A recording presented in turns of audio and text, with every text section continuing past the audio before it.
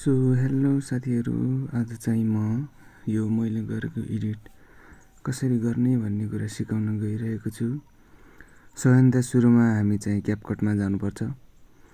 त्यसपछि न्यू भिडियोमा दाबेर हामीले आफ्नो फोटोमा रहेको एउटा ब्ल्याक ब्याकग्राउन्डलाई चाहिँ चुज गर्नुपर्छ र ब्ल्याक ब्याकग्राउन्डलाई चुज गरिसकेपछि आफूलाई आवश्यक पर्ने लम्बाइ अनुसार बढाउनुपर्छ।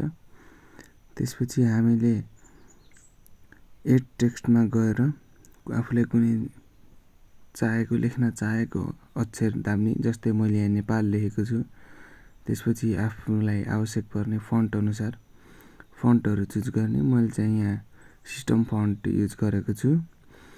त्यसपछि हामी स्टाइलमा गएर यो ग्रीन कलरलाई चुज गर्ने। त्यसपछि साइजलाई चाहिँ स्क्रिन सँगसँगै बढाइदिने। त्यसपछि हामी एनिमेसन्समा गएर सर्च बारमा गएर ओपन भन्नेमा दाब्ने।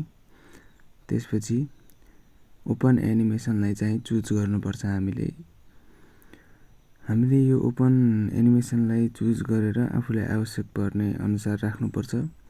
त्यसपछि त्यसलाई भिडियो अनुसारको लम्बाइमा रूपान्तरण गरेर त्यसपछि हामीले यो नेपालको जुन एनिमेसन पछिको लाइन छ त्यहाँ चाहिँ एउटा की फ्रेम दाब्ने र इन्डिङमा गएर नेपालको त्यो हरियो उलाई चाहिँ ब्ल्याक ब्याकग्राउन्ड कभर नभएसम्म जुम गरिराख्ने र त्यहाँ आफै एउटा की फ्रेम आउने छ।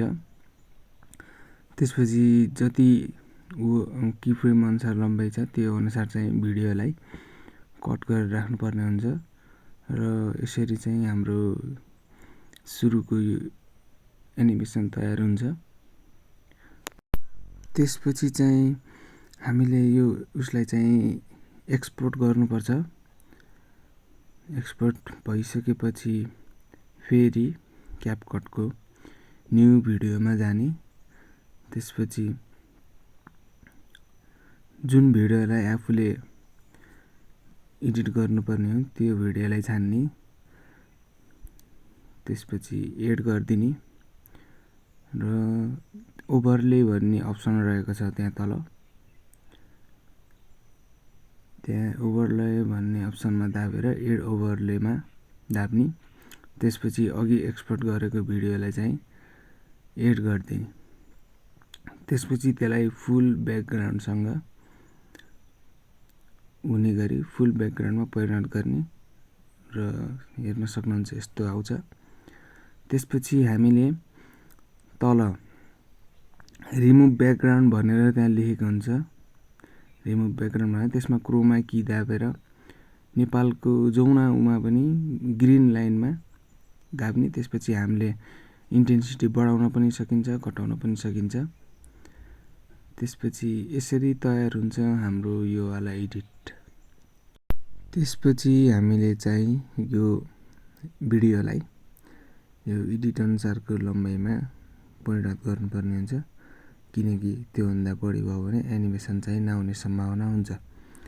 त्यसपछि त्यो लास्टमा रहेको इन्डिङ भन्नेलाई डिलिट गरेर हामीले यो एडिटमा सजिलै गर्न सक्छौँ। यो एडिटले गर्दा चाहिँ अलि आकर्षक देखिने भिडियोहरू चाहिँ राम्रो आउने गर्दछ। त्यसपछि आफूलाई मनपर्ने साउन्ड खोजेर या डाउनलोड गरेर आफूहरूले जोड्न सक्नुहुन्छ तपाईहरूले। जस्तै मैले यहाँ जोडेको छु र आफूलाई आवश्यक परेको गीत जोडेपछि यो गीतलाई पनि भिडियोको लम्बाइ अनुसार मिलाउनु पर्ने हुन्छ। तपाईँले स्प्लिट गरेर जहाँदेखि गर्ने हो त्यहाँदेखि स्प्लिट गरेर भिडियोलाई तयार गरी एक्सपोर्ट गरेर पोस्ट गर्न सक्नुहुन्छ है त साथीहरू। हस्त धन्यवाद।